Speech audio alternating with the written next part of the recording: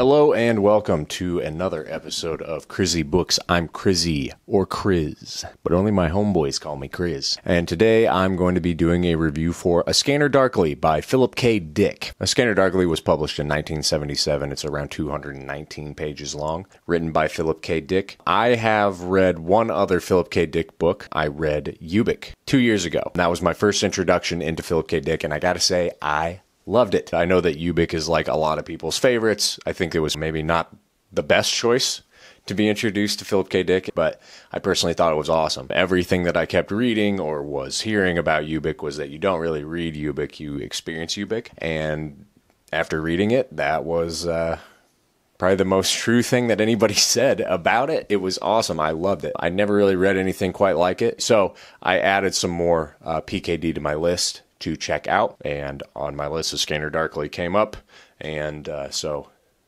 I read it. Spoilers ahead. So in A Scanner Darkly, we follow main character Bob/Fred Arctor, who is an undercover agent. He is trying to find out who is making and manufacturing a drug, a highly addictive drug called Substance D or Death. And he lives in a house with two other addicts, mingles and is friends with other addicts and drug dealers. And he also is an addict of the drug himself. It kind of comes along with the job. The setting is a near future for 1977, a near future Los Angeles. There are sci-fi elements to it. Some of the tech that is being used, especially with like in the government and the police force, a lot of like high-tech surveillance equipment, a heavy police state, war on drugs.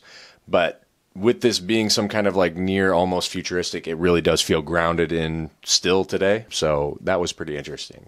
It doesn't feel that different from what we live in now. And yeah, I thought that this was good. It was definitely interesting and not really what I was expecting, especially after having read Ubik. This was similar to Ubik in a lot of ways and very different to Ubik in a lot of other ways. This book has a lot to do with drug addiction. Pretty much the whole book is about drug addiction. Fred Bob, all of his feelings, his thoughts, the conversations between Fred and the other characters, situations that happen, all so drug fueled. I believe that PKD himself was writing this from more of a first-hand perspective of being an addict himself, and that really shines through. The way that he writes it, you're really getting kind of that like addict mindset. I think he nails that. I think that PKD has a really great talent for making you feel things firsthand and making it like you're reading it, but you're experiencing it. It's really strange how he can do that. And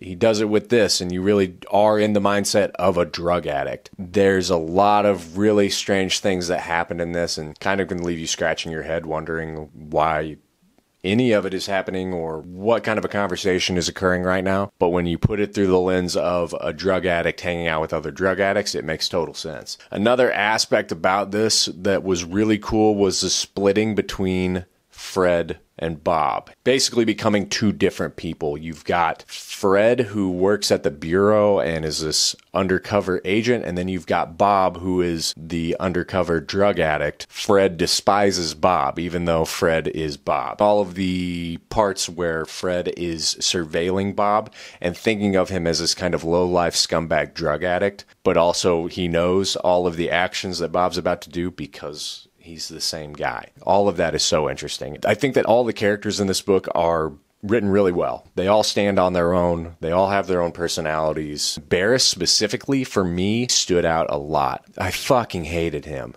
He sucks. But like, that's why he's so good, because the way that he's written, he's just such a fuckhead. I just can't stand him. He's got this real know-it-all tinkerer. I know technology. I know chemistry. I know all of these things. But does he really? We don't really know. I like the part where he was saying that he could extract cocaine from sunblock that he bought at a 7-Eleven by like putting it in a plastic bag and putting it in the freezer, and that would separate it. We never actually find out if that worked. And he does things throughout the book that are just like that, like saying, oh, this is what's wrong with your car, or selling toxic mushrooms. He seems like a drug addict who in his brain thinks that he's really smart, and he might be, but he's so completely out of his mind most of the time that you don't. I don't think that Barris could do any of those things. I also really liked the relationship between Bob and Donna, especially when it's revealed, who Donna is. Really interesting dynamic between those two, Bob being in love with her being this like hash addict. She's undercover, he's undercover. They're both addicted to drugs. I liked their relationship a lot. What I didn't really like about it, a lot of techno jargon and junky babbling that could get a little long-winded for me. It started to lose me in certain spots. I enjoyed the book,